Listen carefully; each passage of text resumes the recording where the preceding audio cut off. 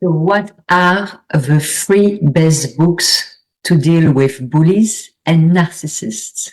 So today we will discuss how to best handle the jerks in your life. So my name is Peggy van de Plassche. This is the Microdose Diet, where we talk about all things transformation and all things microdosing.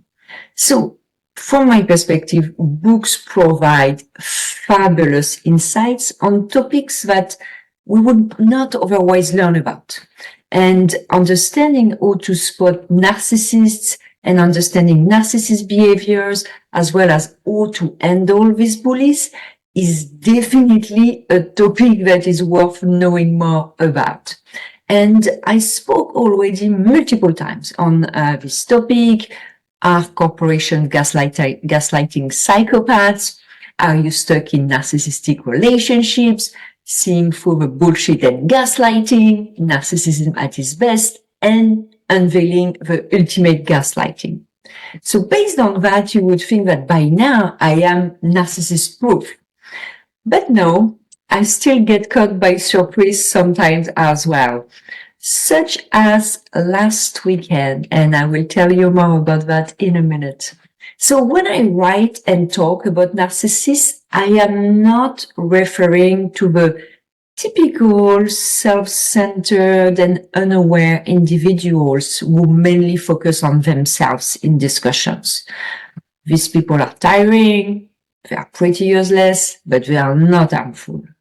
No, I'm really referring to the manipulators, the bullies, the deliberately offensive individuals that are acting overtly and covertly in our daily lives. So those people who really feed on put downs, misrepresentations, manipulations, lies, and over dramas, of course, at your expenses.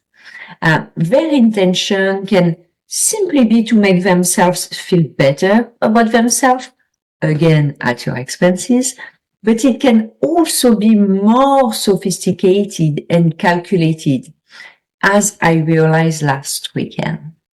So here is the storyline before we go to these three best books. So my husband and I had a Saturday dinner with a couple of friends, nothing alarming so far. And for context, I met my friend through work 8 years ago. Her and I quickly became friends, and we can call her Mary for sake of anonymity. And Mary married Mark, let's call it Mark, in one of the many shotgun weddings that happened during the pandemic. So we literally met him the day of the wedding. That is how short the dating was. He seemed very kind and thoughtful, a B-type as she qualified him. So Mark had a 6-year-old daughter from a previous union, and he wanted Mary to be very involved with the child rearing. So soon enough, she was the one driving the kid back and forth because it was more economical that the family had only one car, her car. And my friend, she's a senior exec at a financial institution, so she became also the de facto breadwinner, with obviously totally shared finances and no prenup. So they obviously again had to buy a new house because her old house was deemed too small. It also happened that her old house was only at her name. So the neighborhood they selected for the new house was his childhood neighborhood, where she had absolutely no connection, no relationship whatsoever. So I was seeing her less and less, and every time I saw her, she really felt like, tired, which not surprising considering her new circumstances. But a new recurring occurrence in our discussions was people falling off of her life. An old mentor and his wife were now deemed crazy religious. Her two brothers became disrespectful and selfish and also crazy religions, with one non being persona non grata. So, laying it out like that, obviously it seems evident that there were many red flags concerning Mark. I did think he was taking advantage of her materially. But I really didn't see the narcissist that was really lurking behind his jovial and caring appearances. And, as much as possible as I aim to be non-judgmental, which is very not easy, but also discerning, which is not easy either. And my overall wellness practice, especially microdosing, has helped me to grow in that directions. And books and educating myself have also been very helpful in understanding when people are disrespectful and when they are crossing my boundaries. Yes, that radar is innate in all of us, but unfortunately, many of us, including me, perhaps you too, were told to shut up when trying to assert ourselves as kids. So personally, that means I need extra learning for these key skills of understanding people who are disrespectful, but also people crossing my boundaries. But you know what? Despite all this studying and presence, I still didn't connect the dots before our last dinner. And so one relevant and telling detail, after sitting for just like 10 minutes, Mark has the unpleasant habit of making very controversial comments about politics, to some extent religion. And so my husband and I were every time laughing about his need to give us an education on anything from politics, economics to immigration.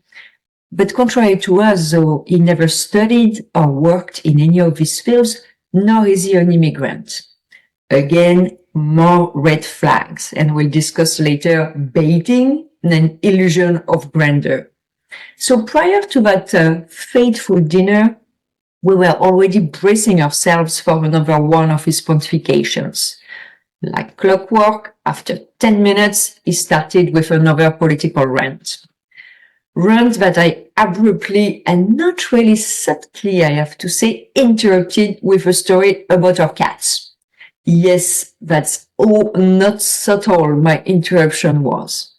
He seemed very shocked and puzzled, as was my girlfriend, because visibly we should have been looking forward to another monologue, mildly to highly offensive, depending on the king's mood.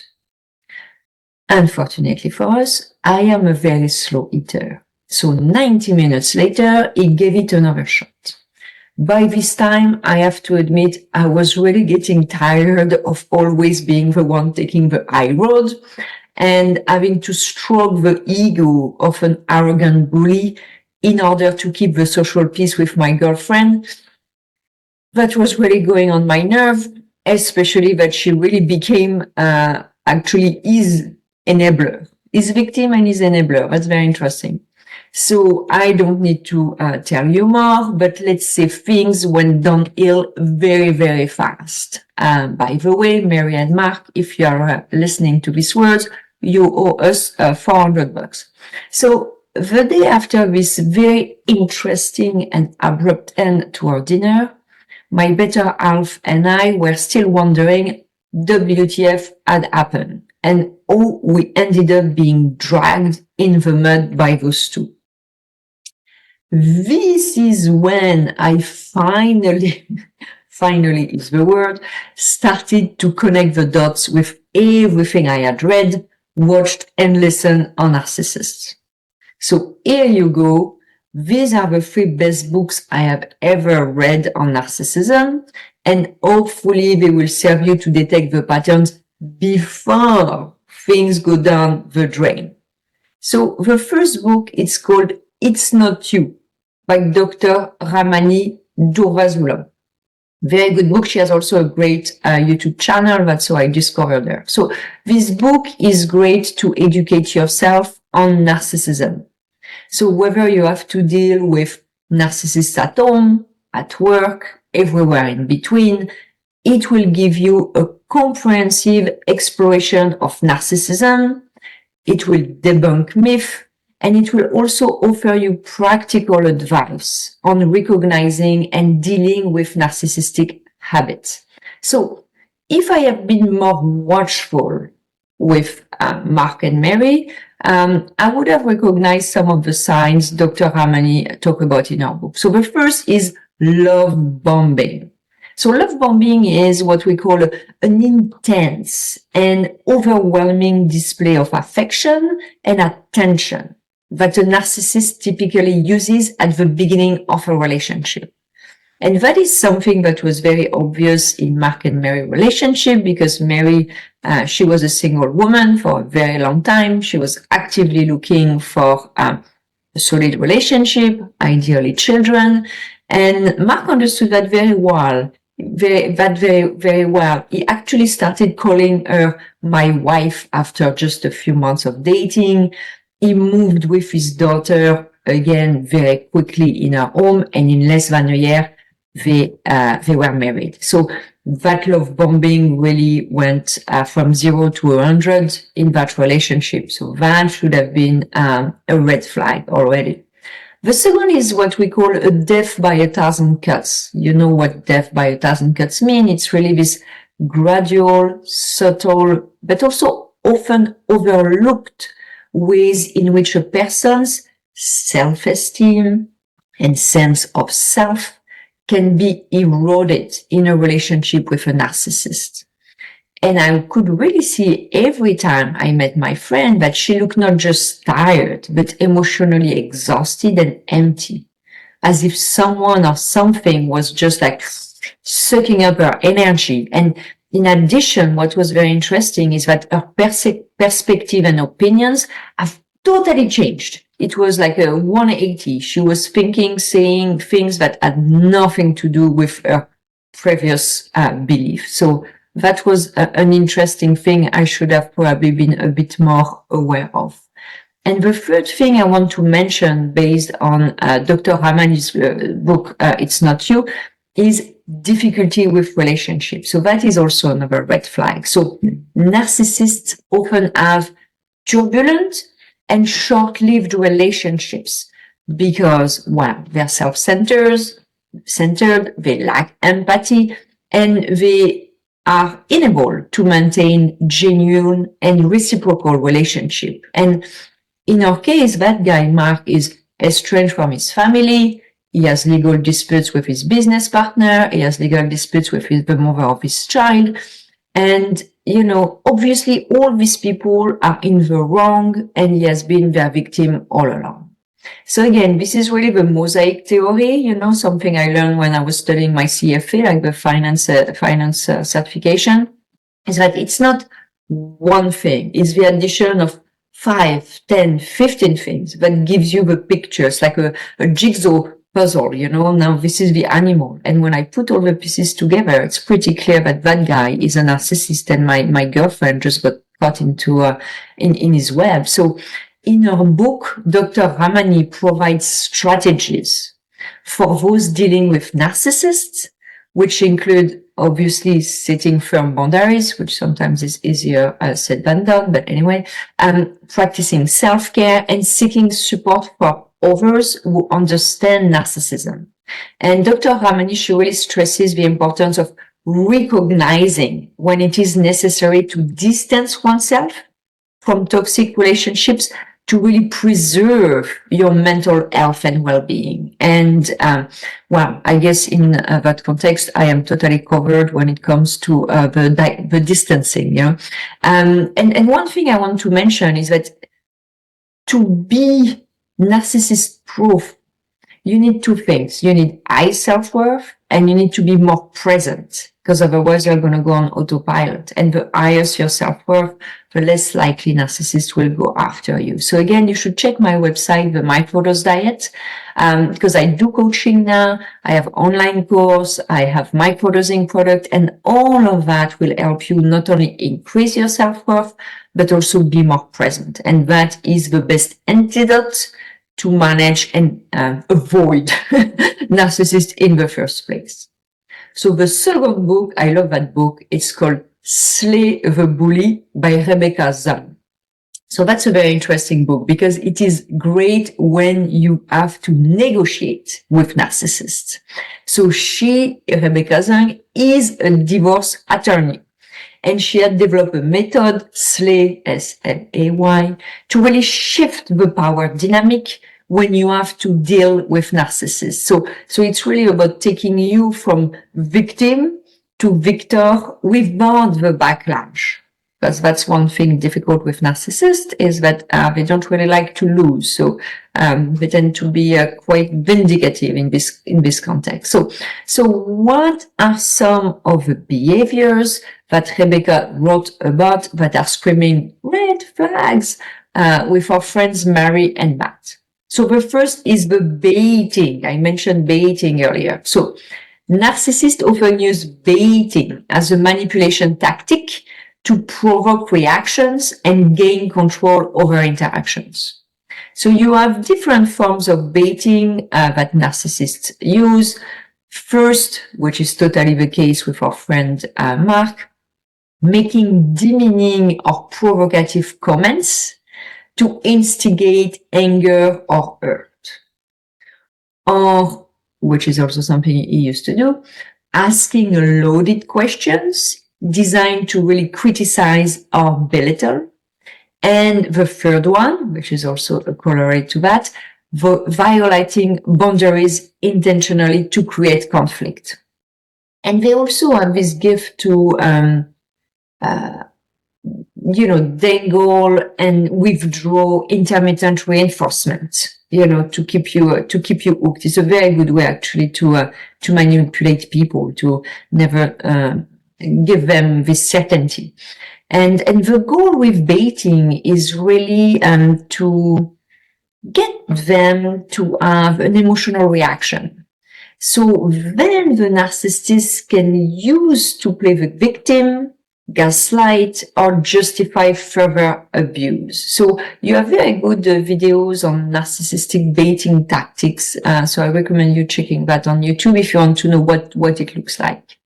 The second thing that is very obvious as well with our friend Mark is exploitative behaviors. And here let's identify, their exploitation tactics. So Zung, she highlights common exploitation tactics used by narcissists. So the first one is love bombing, once again, to make you feel special initially, only to devalue you later. The second is gaslighting. And that is really good to make you question your own reality and install self-doubt. The fourth is playing the victim role. So that is really to deflect blame and garner sympathy. And then it's smear campaigns to discredit and isolate you from others. And Zung explains that narcissists use these tactics to gain control, extract resources, money, attention, sex, whatever, and exploit others without remorse or accountability. So really when it comes to Mark, what I thought were, stupid and thoughtless inflammatory comments on politics, religion, people were actually calculated baits to make us react. And in a sense, to be totally honest, I am very happy I took the bait because I don't want to have someone like that in my life. It does mean losing my friend, but it also means that I am exposed now to a smear campaign by that guy. And maybe my friend who is becoming an enabler, unfortunately. And when it comes to, exploitative behaviors, like he uses my friend as a cash cow, a driver, a nanny, and that's just the most obvious ones because I have no doubt that there is much more happening here than what she is letting on, starting with the erosion of her self-esteem and an increased codependency. So let's go to the third book. So, and if you like books, you should absolutely order my book, which is called More, the Microdose Diet, which is a 90-day plan for more success, passion, and happiness. Again, it will really help you to go from point A to point B. Really good to increase your self-worth and protect you from narcissists. So the last book I really like and I would recommend to you is called Growing Up as the Scapegoat to Narcissistic Parents by Reid. So this first book is more specific, and it is really, really helpful if you have been on the receiving end of a narcissistic parent. It is also very useful to better understand the behaviors, the red flags, as well as the impact of narcissistic parenting. So one of the first things I want to mention here is this illusion of grandeur. And that's what we think usually when we think about narcissists. And it's really this exaggerated sense of one's own importance or abilities. And individuals with this trait often believe that they are superior to others, that they have unique talents, or that they are destined to great success, regardless of the reality of their situations. Hence the word illusion, which is again something we experience with Mark, who always felt compelled to educate my husband and I. The second topic is isolation. So isolation is a very common tactic. I mean, it's probably with gaslighting, it's probably one of their key tactics used by narcissists as part of their manipulation strategy. So the goal of this tactic is to weaken the victim support network, so they become more dependent on the narcissist and they become more easy to control. So here it's how it typically works. First, it's limiting social interactions. So they might do very subtly by monopolizing their time, making derogatory comments about others, or creating situations that make social interactions unpleasant or difficult. Exactly what is done with us at the last dinner. The second thing is creating distrust. And narcissists might sow seeds of distrust between the victim and other people by telling lies, half-truth, suggesting that others are untrustworthy or have malicious intentions. And that, I believe, is what is done with a lot of our friends and family members as well, actually. The third one is emotional manipulation. So narcissists may use emotional manipulation to make the victim feel guilty for spending time with others or pursuing independent interest. And the fourth one, which is something we all know, physical or financial dependence. And that could include controlling finances, restricting access to transportation, moving to a location far from the victim's family and friends. Again, something I discussed earlier, and patterns you've seen already in that relationship, which is quite a recent relationship when you think about that. He's been extremely good at putting everything in place very quickly. I have to say probably the pandemic was helpful for that.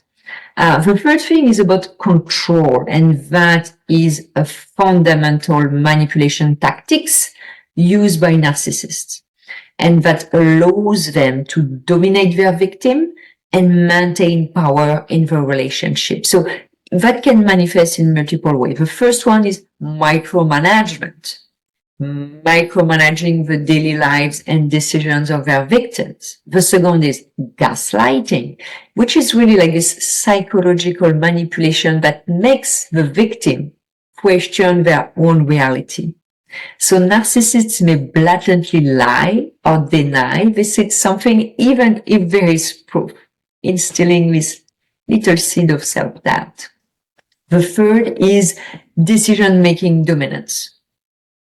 Narcissists often insist on making major decisions regarding the relationship, the household, and sometimes even the careers of their partners, like deciding where the house that my friend bought should be located, actually. The fourth, we discussed that, the isolation from others. Again, that's an obvious one, sadly. To control the victim, narcissists, might isolate them from their support networks, the friends, the family, and it makes the victim once again more dependent on the narcissist for social interaction and support. So it increases the narcissist control. And the fifth thing is emotional dependency. So they often create a dynamic where the victim feels emotionally reliant on them. And again, it's not difficult for me now to connect so many of Mark's behaviors. Again, from the illusion of grandeur, isolation from others, but also creating distrust and emotional dependence. So there is unfortunately a lot of things, thanks to these 3 books, that I could connect the dots. Would have been better if I had connected them before, but better late than never.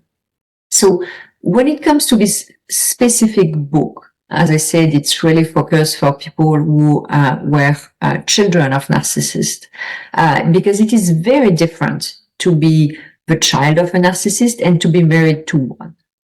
Narcissism is obviously way more damaging to the psyche of a kid that is totally dependent on a parent and that has no reference point of what is normal and what is not normal. So if you were the unlucky child of a narcissistic parent, I highly recommend the book.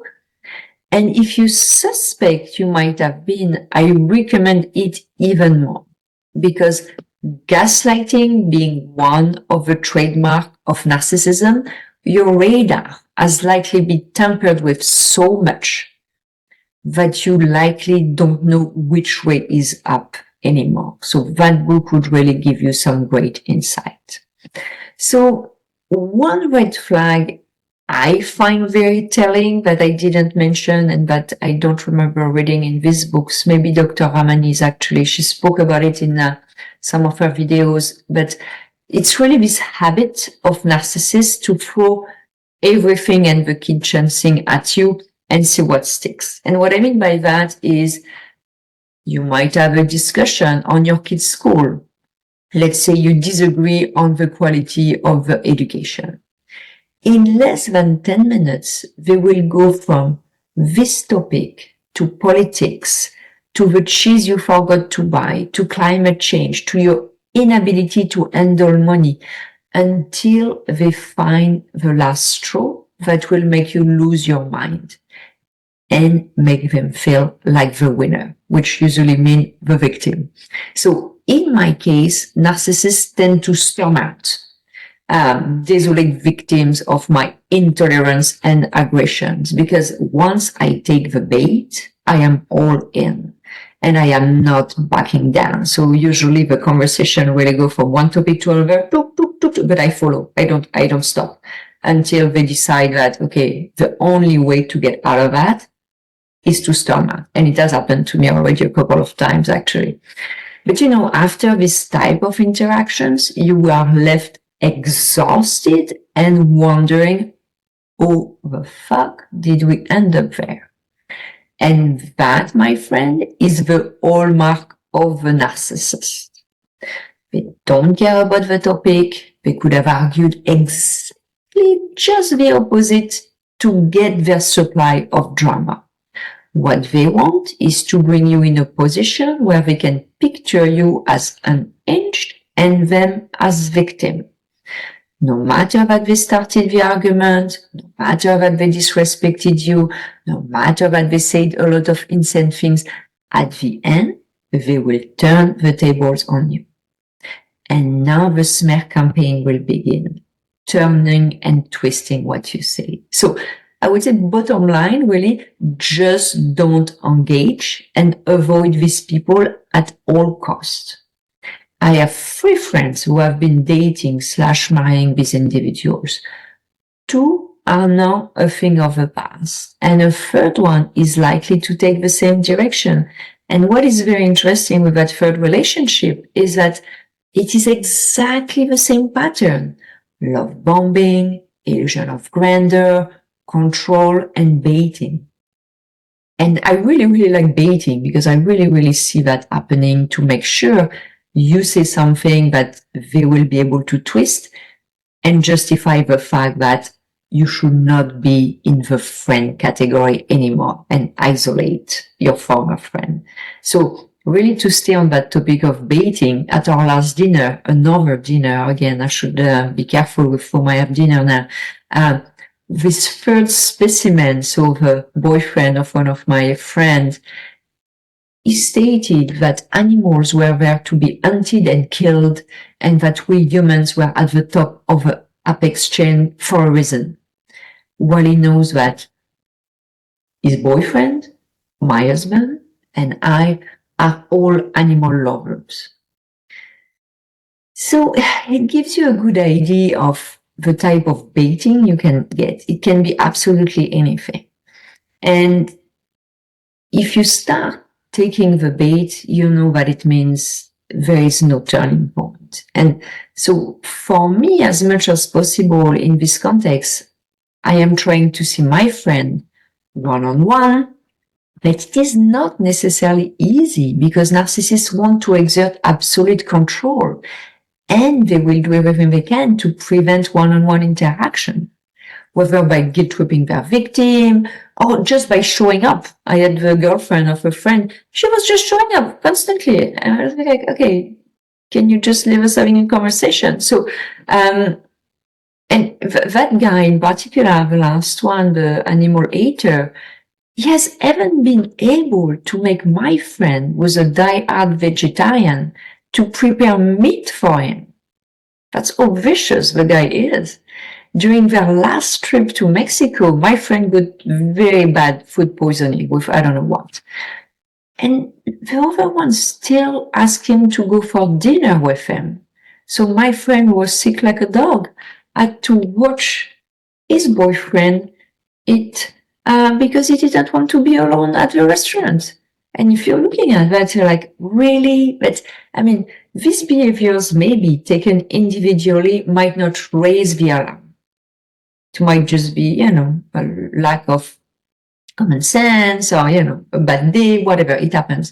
But when you put everything together, it starts showing a very different picture. Once again, the mosaic theory. So really, these 3 books will give you a great education on detecting and handling narcissists.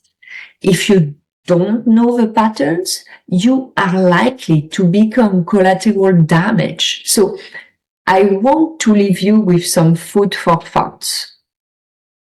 Narcissists have a special talent at picking their victims.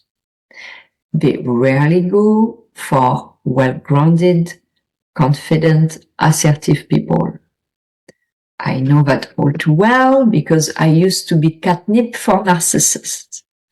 They could smell my lack of boundaries, my self-doubt, my naivety, and, I would have rather doubted myself than the obvious facts dangling in front of me. So I wrote in my book, More of a Microdose Diet, about my past as people pleaser and it really sabotaged my life and almost destroyed me. I also guide the reader in that book through assessments, tools, stories to help them transform and increase their sense of self-worth. Because again, high self-worth is the best antidote to narcissists.